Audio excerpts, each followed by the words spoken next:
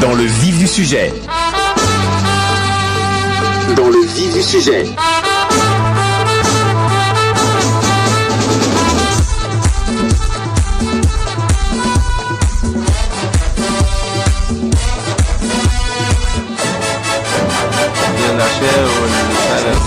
Et tous les mercredis matins à partir de 8h15, le rendez-vous incontournable avec Anis Maraï dans le vif du sujet. J'ai déjà annoncé notre invité pour ce matin. On a le plaisir de recevoir Monsieur Samir Dilou. Bonjour et bienvenue sur RTCI. Bonjour. Alors, je te laisse d'abord bonjour, Anis. Bonjour. Et je te laisse le soin de présenter comme d'habitude notre invité. 4 ans après la première étincelle de la Révolution, que d'événements se sont succédés depuis. Certains sont prêts à la maudire, croyant à une faute de l'histoire.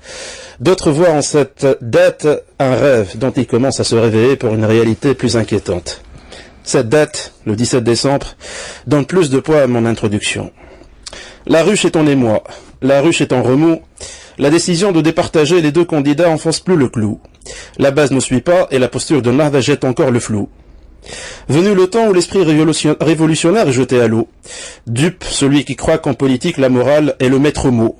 Non content de la décision de la Choura, une colombe et deux faucons crient au fiasco. Pragmatisme et réel politique en duo. Nahda cherche à se positionner malgré le râteau. Quant à mon invité, M. Samir Dilou, je le félicite de nouveau pour son siège au Bardo, et fut certes coiffé sur le poteau par le vice-président Mourou. Je reste cependant convaincu qu'il sera à Nahda très bientôt le renouveau, et pour confirmer mes propos, je suis sûr que M. Dilou aujourd'hui nous dira tout. Voilà, et sans transition aucune, Anis me donne l'occasion de poser ma première question, puisque je n'ai droit qu'à une seule question, mais tout à l'heure je vais essayer de m'incruster, de poser encore une autre question. Je voudrais vous demander de nous dire qu'est-ce qui se passe au sein du parti Nahda. Vous m'avez déjà posé la question en off. Voilà. Je vais peut-être... Là, en live. Je vous ai dit. C'est tout à fait normal qu'au sein d'un grand parti comme Nahda, il y a des courants, parfois peut-être d'accord, mais dans des moments aussi difficiles, il est tout à fait normal qu'on peut s'exprimer au sein des instances du parti, mais parfois il y a parmi nos amis quelques-uns qui peuvent s'exprimer un peu avec un peu plus de liberté. On peut ne pas être d'accord, mais on peut comprendre. C'est pas facile de prendre des choix dans des moments si cruciaux, mais d'après moi, il n'y a pas feu dans la baraque. Si c'est mieux, on a senti, il y a pas réellement une divergence, uniquement une divergence. On a lu un peu ce que on dit Monsieur Chourou, Monsieur Louz, par rapport donc à la décision de Choura, par rapport au communiqué de la décision donc de Majlis Choura. Chourou parle de deux erreurs stratégiques et historiques. Hamadi Jbeli a claqué finalement la porte, démontrant, je dirais, une rupture avec le parti suite au non-soutien donc du candidat Marzouki.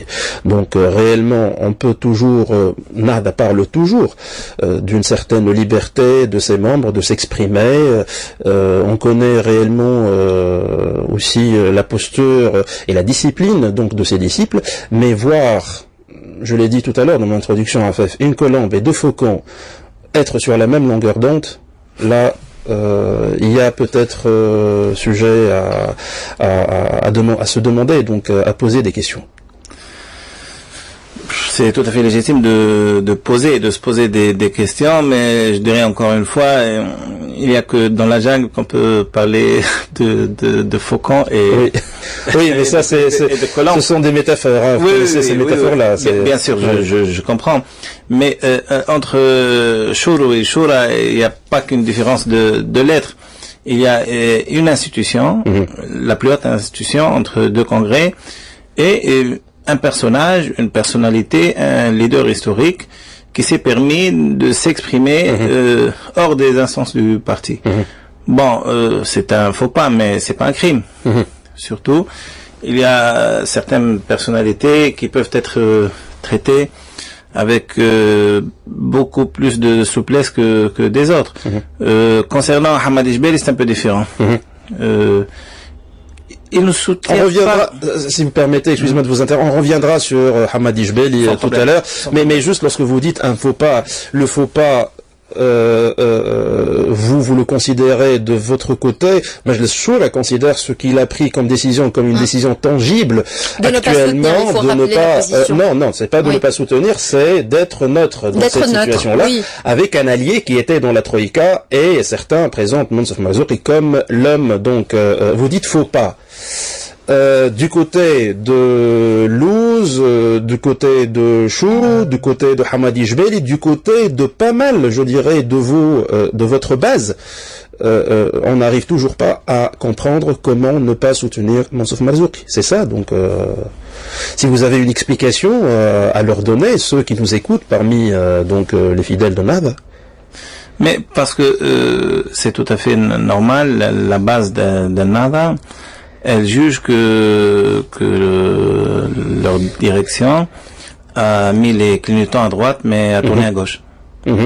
Elle était l'alliée de Monsef Marzouki pendant des années, et tout à coup, elle ne prend pas la décision attendue, qui est de soutenir l'allié de ces dernières années. Mais dans la vie politique, il faut jamais dire jamais. Il y a l'intérêt du pays, il y a l'intérêt du parti. Et parfois, on peut prendre des décisions qui peuvent surprendre les uns ou les autres. Il y a une certaine cohérence aussi. Cohérence. Je crois que nos positions sont cohérentes. Elles peuvent choquer, elles peuvent surprendre, mais ça n'empêche qu'elles sont cohérentes. Vous estimez être... Oui, c'est juste pour ajouter que certains disent peut-être qu'il y a des pressions étrangères pour justement la neutralité du parti Nahda. Des pressions étrangères sur Nahda, je crois pas, mais des pressions étrangères sur tout le pays. La Tunisie n'est pas un archipel, n'est pas une île.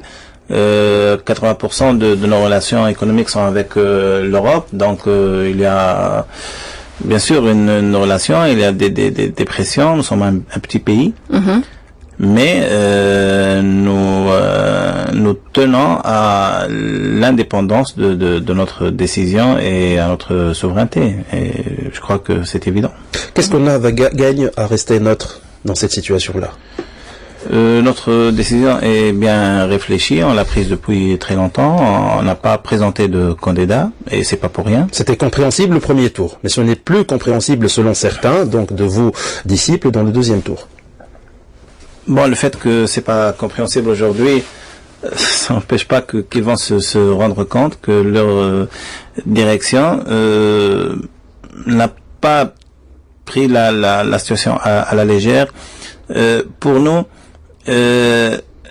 il faut surtout éviter de diviser la société tunisienne. Il y aura certainement un 23 décembre. Il faut que les Tunisiens se réveillent le matin du 23 décembre avec un seul peuple et pas deux. Certains estiment aussi que le fait que vous n'ayez pas soutenu Monsef Marzouki a été tributaire de tractations dans les coulisses. D'abord pour avoir eu le poste de vice-président au sein de l'Assemblée des représentants du peuple. Votre nom a été même avancé donc par le mouvement Nahda, je ne sais pas si vous confirmez ou vous infirmez. Donc voilà. Et puis il y a aussi ceux qui rattachent le soutien à Monsef Marzouki par l'impossibilité de composer le gouvernement avec parti Nahda par la suite. Bon, il y a eu des réunions avec les deux candidats. Des réunions de quelques heures, il y a eu plusieurs réunions. On a parlé un peu de tout, du deuxième tour, mais aussi des législatives. Il faut pas oublier qu'on a vécu des législatives il y a quelques semaines. Et pour nous, on n'a pas de candidat, on n'a pas d'ennemi, mais on a un choix à faire. Soit soutenir l'un des candidats, soit garder la neutralité. Et si on a choisi de garder notre neutralité, c'est pour nous le meilleur choix, parce que choisir l'un des candidats, ça va contribuer à plus de tension et ça va pas faire avancer le processus démocratique. La Tunisie n'est pas encore enracinée dans la culture démocratique. Il faut surtout éviter de rentrer dans des tensions insupportables. Comme je l'ai déjà dit, il y aura un 23 décembre, donc il faut les choses se passer plutôt dans la fluidité. Et nous sommes tranquilles. Le 23 décembre, si on a Beji Qaïd Sebsi, ce sera pas une catastrophe. Si on a Mons Marzouki comme président, ce sera pas une catastrophe non plus. Donc dans les deux cas, vous arrivez donc, mais je pense que on va composer avec les uns et les autres. Et c'est-à-dire composer. Est-ce que vous êtes concerné par des postes, des portefeuilles au gouvernement? C'est-à-dire dernièrement, Beji Qaïd Sebsi vient de lancer la perche. C'est-à-dire on va composer avec toutes les forces. Il a essayé aussi de vous, je dirais, de vous séduire avec ce poste de deuxième vice-président. Vous l'avez accepté. Vous avez aussi soutenu Mohamed Nasser. Donc est-ce qu'on peut imaginer un gouvernement qui sera composé de Nida Tounes avec Nahda aussi? Au sein de l'Assemblée, l'hiérarchie reflète les résultats des élections. Les trois premiers partis ont respectivement eu les trois sièges de l'Assemblée. Bon, pour le gouvernement... On connaît un peu ce qui s'est passé avec Jabha Charbé, et c'est vrai qu'il était à un siège donc de l'UPL, mais toujours est-il que le poids de Jabha Charbé, du point de vue historique, du point de vue, je dirais, même je dirais la qualité, sans remettre en cause la qualité donc des élus de l'UPL, mais ceux qui sont de Jabha Charbé méritaient aussi d'avoir un poste. Donc, oui, surtout avec la valeureuse candidate qu'ils ont présentée. Oui. J'ai un très grand respect à Madame Mbaraka Aouani, mais El Jabha c'est un parti à part. Et ce sont plus confortable la situation de l'opposition. Donc je suis pas très sûr que El Jabha Chabi a vraiment présenté un candidat pour avoir le siège ou pour lancer un message politique. Bon, concernant le gouvernement, c'est un peu la situation est un peu différente, c'est très compliqué. Je crois que il y a plusieurs cas de figure. Dans l'une d'elles, on aimerait avoir un scoop si c'est mieux, si c'est possible. Donc il y a plusieurs cas de figure, mais on aimerait voir réellement lequel qui vous concerne le plus. Hein. Bon, si je peux le dire en une phrase. Pour le moment, on n'a pas proposé de siège dans le gouvernement au parti Nahda. Donc, un non serait prématuré, un oui serait une réponse à une question qui ne s'est pas encore posée. Donc. Mais le fait de ne pas soutenir Monsef Marzouki peut donner une carte blanche aussi à Nahda de composer dans le nouveau gouvernement. Non, il n'y a pas eu de tractations selon lesquelles laissez tomber Monsef Marzouki et vous aurez votre place dans le gouvernement. Très loin de ça. On n'est pas en train de monnayer un soutien ou un lâchage. Non, il n'y a pas de monnayage. Donc vous n'êtes pas en train de monnayer. Il n'y a pas eu donc de. Non, bien sûr, il s'agit de décisions réfléchies, stratégiques et qui ont un rapport plutôt à la transition démocratique plus qu'un gouvernement éphémère qui peut durer des années, mais peut-être des mois. Lorsque vous parlez de neutralité, dans le premier tour, vous avez aussi respecté cette donne-là, c'est-à-dire la neutralité, mais paraît-il, des sources concordantes, des témoignages font preuve d'observateurs qui relèvent du parti Nahda, qui ont manifestement donc fait le travail de Monsef Marzouki. Ils étaient là donc pour observer, et on a parlé de neutralité factice. C'est une neutralité factice parce que 14 000 observateurs ont été déployés. Je ne sais pas si c'est la décision du parti Nahda de les déployer pour observer ou si donc ce sont des volontaires qui sont partis.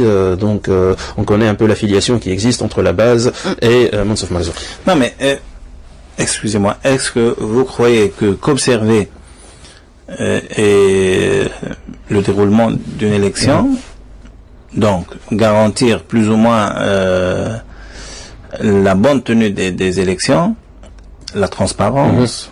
Est-ce que ça équivaut à soutenir un candidat? Là, ce n'est pas la question. Là, vous êtes en train de faufiler.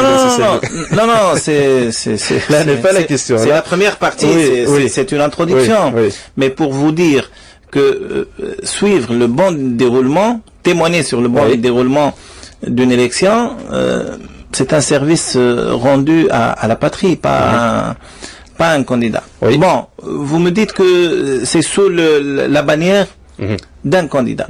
Nous, on a proposé à tous les candidats, aux 27 candidats, on a eu des demandes de 4 ou 5.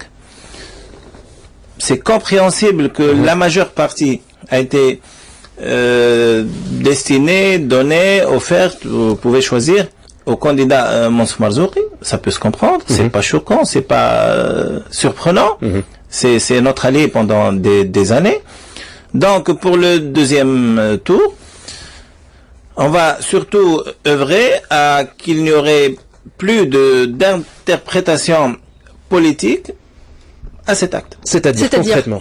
Voilà. C'est-à-dire, il n'y aurait pas de moyens, de locaux. Non, il n'y aurait pas de moyens matériels, de locaux, de logistique nahdaoui, mais certainement des observateurs nahdaoui, pour le candidat Mansour Marzouki, mais peut-être avec d'autres initiatives.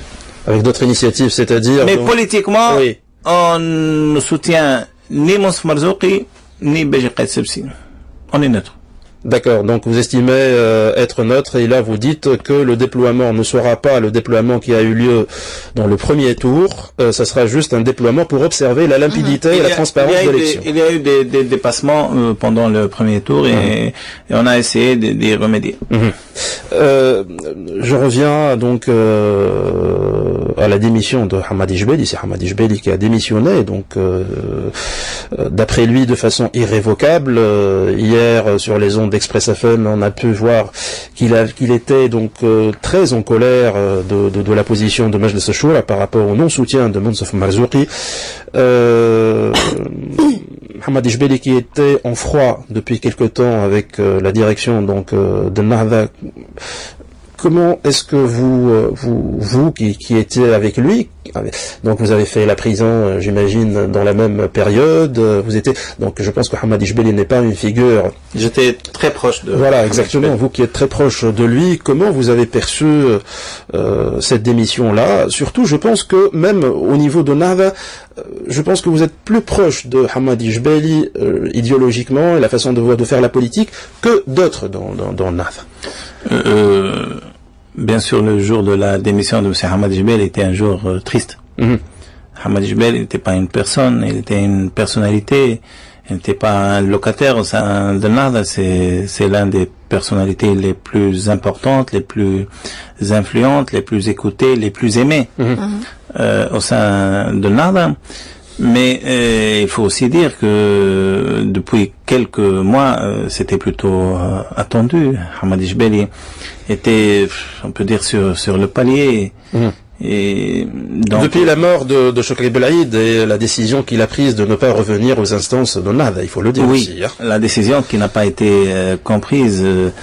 On a décidé au sein du congrès de Nahda de faire partie du gouvernement, du processus, etc. Et la décision de neutraliser le parti a été prise par une seule personne, même s'il s'agit de Hamadi Jbeli. Vous lui avez jamais pardonné? C'était inacceptable. Non, on peut pas parler de pardonner ou pas pardonner. Après des semaines, il a assisté avec nous à des rencontres. On a eu le temps d'oublier, de tourner la page. En tout cas, pas avec tout le monde. Peut-être qu'il y a certains d'entre nous qui n'ont pas oublié, mais dans la vie, il y a plus important. On peut toujours oublier. On va marquer une toute petite pause, Rafef, on revient tout de suite après. Tout de suite après, un choix de notre invité pour ce matin. Je vous propose d'écouter ensemble Marcel Khalifa. Dans le vif du sujet.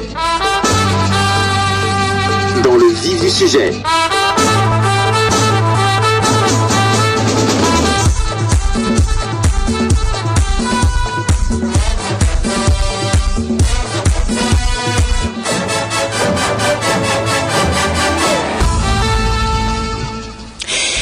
continue toujours dans le vif du sujet avec Anis Maraï toujours avec nous et on a le plaisir de recevoir Monsieur Samir Dilou. Donc tout à l'heure on a parlé de la position de Monsieur Hamadi Jbeli et de ses déclarations hier. Par rapport à ce que vous venez d'avancer au début, si Samir Dilou, pour vous, la neutralité du parti Ennahda était pour ne pas diviser le pays, n'est-ce pas? Pour ces Hamadi Jbeli, la neutralité n'est pas dans l'intérêt du pays, d'après ses déclarations. Je respecte ce qu'il dit, je respecte ce qu'il pense, surtout que je respecte énormément la personne. Donc, dans la vie, on peut être d'accord ou ne pas l'être. La vie continue. Oui. Le soutien, la neutralité, certains estiment que la neutralité aussi est quelque part un peu une connivence avec le candidat Beji Caïd Essebsi, et certains même disent qu'au cas où M. Beji Caïd Essebsi accède à la magistrature suprême, il se pourrait qu'il y ait donc ce terme qui est en train donc de faire le buzz en Tunisie, at-taraw, l'hégémonie. Avoir concentré les trois pouvoirs, les deux pouvoirs du moins, l'exécutif et le législatif, bien entendu, risque de créer une hégémonie. On ne parle pas uniquement de l'exécutif et du législatif, on parle même des nominations au sein des instances constitutionnelles et notamment la Cour constitutionnelle. Ouais. Vous êtes juriste, Monsieur Dilou, et vous savez que dans certains pays, la Cour constitutionnelle est qualifiée de gouvernement de juge ou qui peut même être transcendante par rapport à tous les pouvoirs existants par sa capacité à créer des normes donc relatives à l'explication de la Constitution. Bon, je crois qu'on n'a pas le monopole de l'interprétation. Nous, on a à décider et à subir les conséquences de nos décisions. Aux autres, à vous d'interpréter. Moi, personnellement, je crois pas au garde-fou miracle. Je pense surtout au processus. Dans un processus, il n'y a pas de décision qui peut donner des solutions à tous les problèmes. À ceux qui voient en l'élection de M. Caïd Essebsi le problème, le défi majeur, bon, je peux comprendre quelques craintes, surtout que le processus n'est pas encore stable, achevé. Peut-être qu'il ne le sera pas dans quelques années, mais je crois que la situation est plus compliquée. At-Taraoul, ça peut être compris, bien sûr. L'hégémonie, donc, voilà. L'hégémonie, mais avoir un président d'une autre couleur politique, ça peut rassurer, mais c'est pas la solution. Vous croyez au blocage d'institutions comme le prétendent donc Beji Caïd Essebsi et c'est. Je crois, peut-être que ça peut paraître paradoxal ou même surprenant. Oui.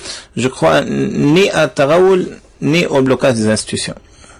C'est pour ça que j'ai dit le matin du 23 décembre, le choix de l'un ou de l'autre ne sera pas catastrophique. Ça peut choquer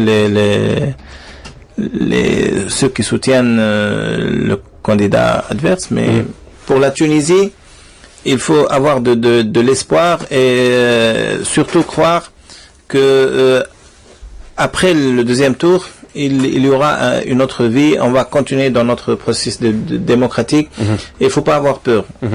Le message essentiel de la révolution, c'est que il faut laisser la peur derrière nous. C'est-à-dire, il faut pas avoir peur.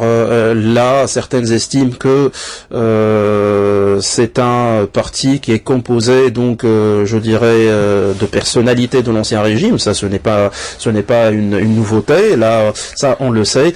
Certaines estiment aussi que l'on pourrait retrouver vite fait, donc, je dirais, une sorte de censure, une sorte de limitation à la liberté. Est-ce que le combat continue? Vous-même qui avez souffert de ceci, vous n'avez pas peur demain de vous retrouver, je ne dis pas dans un prison, non, je sais pas, c'est pas ça, mais que les libertés soient muselées parce que certains ne sont pas friands ou maudissent même, je viens de le dire, il y a même ceux qui maudissent donc cette révolution-là. Pour les militants, il n'y a pas d'âge de retraite. Oui. Si certaines personnes au sein de Nidetoun, notre parti, n'ont pas changé, la Tunisie a changé. Donc, si on va mendier notre liberté ou nos droits, on les mérite pas. Donc, c'est un combat qui va continuer. Notre liberté ne dépend pas de la volonté d'une seule personne, même s'il s'agit de Béji Qaïd Sebsi ou de notre personnalité avec...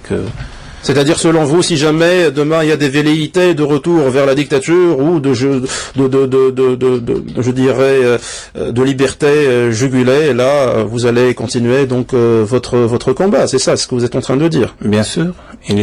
Si les bureaux prennent une position liberticide, les rues vont répondre. D'accord. Voilà. Une autre question là qui concerne le mouvement Nahda.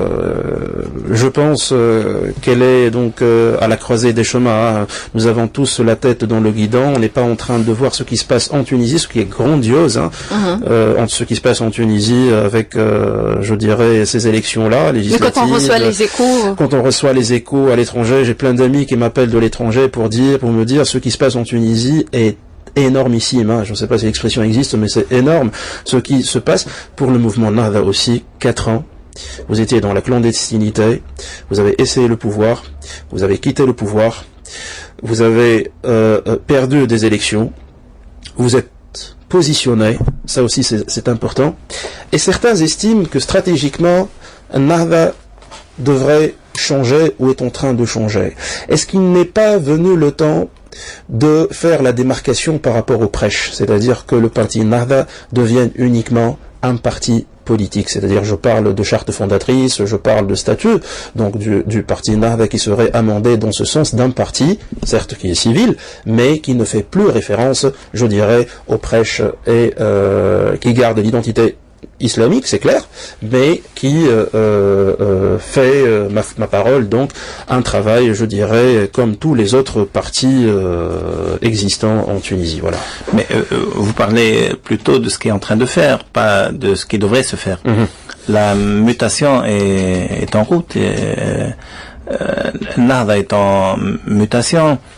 La démocratie n'est pas seulement de concourir pour des postes ou de gagner des élections, elle est aussi de perdre des élections et de féliciter ceux qui ont gagné. Et la démocratie, c'est pas seulement une seule des élections, même si elles sont transparentes et libres et démocratiques, mais il faut que ça s'installe dans la durée. Et nous, en Tunisie, on est sur la bonne voie, on est armé de bonne volonté, mais c'est insuffisant. Il faut essayer d'avancer encore plus avec des peurs, mais on ne peut pas bâtir une civilisation, une démocratie avec seulement des appréhensions. Ça reste très vague ce que vous êtes en train de dire. Je vais essayer d'aller en profondeur. Vous êtes dans votre pour arracher, pour arracher. Ce que je suis en train de dire là actuellement, donc il y a une je crois que j'ai un peu répondu. Je vais essayer de... Le parti Nahda n'est pas imperméable aux réformes, ne refuse pas les changements. Non seulement ça, mais c'est en train de se faire. C'est-à-dire, le parti Nahda, la version de 2014, début 2015, c'est pas le parti Nahda de... On a compris que certaines figures radicales ont été mises de côté, n'ont pas été présentées, par exemple, dans les listes pour les législatives. Mais, excusez-moi, nous ne sommes pas un parti stalinien, on n'a pas à faire des purges, de sombrer dans le macartisme. Dans le parti Nahda, il faut avoir des Mouro, des Hamadi Jmeli, mais aussi des Chourou, des Habiblouz. La vie est ainsi faite, il faut de tout pour faire une démocratie. L'essentiel, c'est d'avoir un parti démocratique, de défendre la liberté de s'exprimer au sein des instances. Parfois, on a des faux pas, Mais un bébé pour devenir mûr et adulte, il fait beaucoup de fait pas, il peut tomber, oui. mais est-ce qu'on pourrait envisager un jour qu'il y ait donc un amendement de la charte fondatrice par rapport aux prêches et à la politique, c'est-à-dire une démarcation claire entre les deux? Je sais pas qu'est-ce que vous voulez dire par prêche, partie Daraoui. Oui. Cette question a été posée pendant notre 9e congrès, juste après la Révolution, mais malheureusement on avait d'autres chats à fouetter, donc ça fait 4 ans donc. Oui, 4 ans, un peu moins quand même, je crois, c'est en 2012. Mais très bientôt, je crois d'ici le mois de juillet, on va répondre à cette question. Le mois de juillet, c'est peut-être le congrès de Nahda. Oui. C'est un congrès qui verra aussi donc l'élection, je dirais, du président, le nouveau président de Nahda. Est-ce que vous pensez que Monsieur Rachid Ghannouchi sera reconduit? Est-ce qu'il y a donc d'autres figures emblématiques de Nahda qui pourraient se présenter? Et bien entendu, ceci répondra en partie à notre question. Dans nos pays, on a vécu pendant des décennies avec des présidents indispensables. Donc on peut pas militer pour l'alternance et ne pas la consacrer dans nos propres partis. Donc je dirais Cheikh Rachid Ghannouchi a une position très importante au sein du parti Nahda. Maintenant, il a une position très importante au sein du pays. Mais je crois qu'il faut penser à un jour qu'il y aura un après Rachid Ghannouchi. C'est la vie. C'est la vie, c'est le changement. Bien sûr. Et ceux qui ne changent pas, donc. Et je crois que c'est Rachid Ghannouchi lui-même qui le pense. Qui le pense. Je voudrais maintenant aborder avec vous donc la question de l'Assemblée des représentants du peuple. Vous avez commencé votre travail le 2 décembre dernier, un peu dans la hâte, parce qu'il y avait donc le projet de loi de finances qui a été discuté. Certains parlent... Il y avait un deadline. Voilà, donc le deadline du 10 décembre. Certains parlent de délai expéditif, que la loi de finances n'a pas été vraiment décortiquée en profondeur, malgré l'existence d'une commission de finances qui a été donc créée, je dirais, sur le tas, avec la commission de règlement interne. Si vous nous parlez un peu donc de ce qui se passe dans cette assemblée, l'ambiance qui y règne et surtout donc les pas à venir par rapport au règlement interne, par rapport donc à tout ce qui fera marcher cette institution-là. Qu'est-ce que c'est trame dans le château? Oui. Voilà. Donc ça se passe plutôt bien. Je crois qu'on a beaucoup de défis. Pour la loi de finances, on n'avait pas vraiment le choix. On l'a voté dans la hâte, mais on n'avait pas le choix. Je crois que c'est une nouvelle situation où le parti Nahda, le groupe Nahda n'est plus le premier groupe, mais on a composé avec tous les autres groupes et surtout avec le groupe parlementaire de Nida Tunis. Sinon, il y aura un blocage insurmontable. Bien sûr, il y a le règlement intérieur qui est en train de se peaufiner. Une petite polémique est née d'une demande du président de l'Assemblée des représentants du peuple de revenir au règlement intérieur qui prévalait du temps de Ben Ali. Revenir au règlement intérieur, non, il faut pas exagérer les choses. Oui. Quelques dispositions. Mais oui. qui peut dire que toute l'ère de Ben Ali a été un néant, donc. Oula. Non, ça c'est énorme ce que vous dites. Hein. Non, c'est pas énorme. Oui. Il y a des institutions, il y a des lois et tout n'était pas. Donc certaines dispositions peuvent servir selon vous. Bien donc, sûr, bien sûr, mais c'est la vie. Faut pas rester dans la démagogie. On va pas commencer de zéro. Ouais. Donc c'est tout à fait compréhensible. La preuve. Oui. On a repêché quelques hommes de Ben Ali, pas quelques dispositions ou quelques. Donc c'est tout à fait normal. Mais je crois qu'il y a plusieurs défis. Parmi elles, bien sûr, la loi de lutte contre le terrorisme, elle est très urgente. Mais il y a aussi des projets de loi qui vont faire beaucoup de bruit et de vacarme. Donc il faut attendre. C'est-à-dire notamment le projet de loi sur la violence contre les femmes. Bon. Dans le bon ou dans le mauvais sens? Dans les deux sens. Dans les deux sens. Malheureusement. Il y a beaucoup de démagogie. Bien sûr, il y a des choses qu'il faut débattre. Il faut pas faire l'économie du débat. Mais parfois, le débat en Tunisie est un peu miné par l'exagération, par l'instrumentalisation.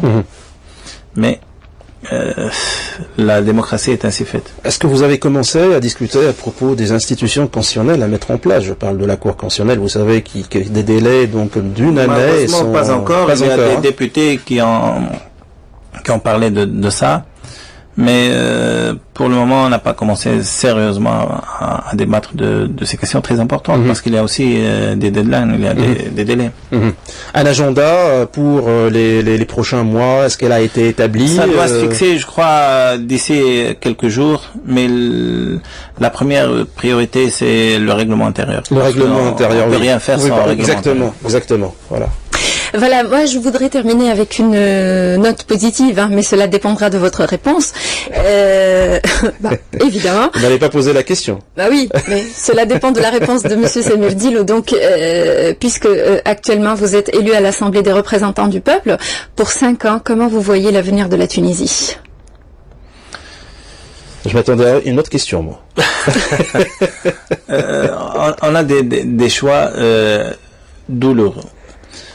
Et je crois que les Tunisiens, tout en étant conscients de l'impossibilité de vivre dans l'autarcie, mais il faut pas subir les effets néfastes de la géographie. Il faut garder nos relations, notre ouverture, etc. Mais il faut essayer de tunisianiser encore plus la révolution tunisienne et le processus démocratique tunisien. Est-ce qu'il faut dire ce qu'il en est aux Tunisiens, ou bien essayer de passer comme ça la pilule, si on peut le dire, tout doucement? C'est-à-dire, s'il y a quelque chose à dire, il faut le dire aux Tunisiens.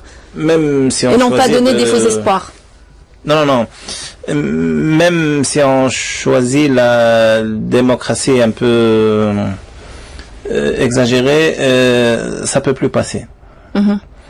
Quand les peuples se réveillent, ça se fait une fois pour toutes, et donc il faut rendre des comptes, il faut travailler dans la transparence totale, il faut dire la vérité aux Tunisiens. Pour réussir le processus démocratique. Il n'y a pas que de bonnes nouvelles, il y a aussi des sacrifices, et pour que la situation économique change, il faut une stabilité politique, il faut des décisions douloureuses dans le domaine social, et il faut un combat acharné contre l'insécurité, contre le terrorisme. Bah oui, justement, Anis, parce que il faut le dire que on va passer encore par une période très difficile. C'est pas le 23 décembre que tout redeviendra à la normale et les prix vont baisser. On va encore passer par une période difficile sur le plan économique, surtout en ce qui concerne les Tunisiens, parce que c'est leur premier souci. C'est la situation économique du Tunisien et de la famille. Donc il faut le dire. Et je vais poser ma dernière question, si vous le permettez. On peut pas faire d'omelette avec des œufs dans le frigidaire. Il faut payer le bah oui. C'est le voilà, prix donc il faut le dire qu'on va passer encore par des années difficiles. Surtout pour un gouvernement de droite, qui bascule à droite, là, ça va être peut-être un peu difficile, pour ne pas dire trop difficile pour le Tunisien. Moi, je terminerai avec une dernière question. De droite et de gauche en Tunisie, je crois que... Oui, mais bon, là, avec la composition, donc on sait que la Tunisie bascule à droite, quelque part. Vous êtes un mouvement de droite, l'IDE est un mouvement de droite, peut-être qu'El Jabal Chabi va être représenté. Oui, peut-être, mais que vous, Jabal Chabi, devant tout ce beau monde-là, c'est ça la question. Moi, je terminerai avec une seule question. J'espère que les gens de l'AEK ne vont pas m'épingler. Pour qui vous allez voter, M. Semir Dilo? Je sais que vous n'allez pas me répondre.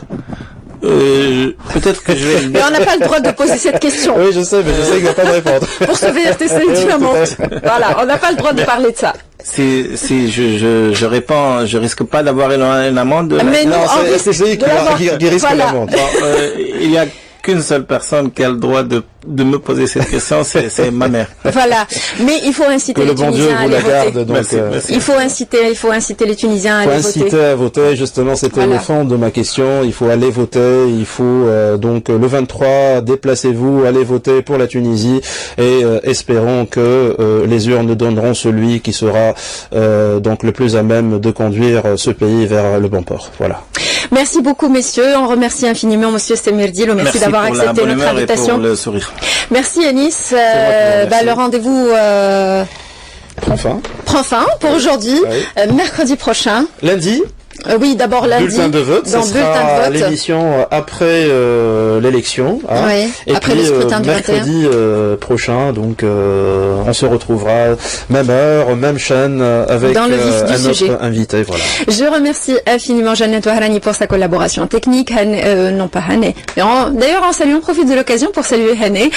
Nedia Ben Youssef pour la coordination à 9h. Mohamed Ali Cheib vous présente le flash de l'actualité. Quant à moi, je vous donne rendez-vous demain matin, toujours à partir de 6h dans le réveil malin de RTCI. D'ici là, portez-vous bien. Excellente journée à toutes et à tous et à demain. Au revoir. Dans le vif du sujet. Dans le vif du sujet.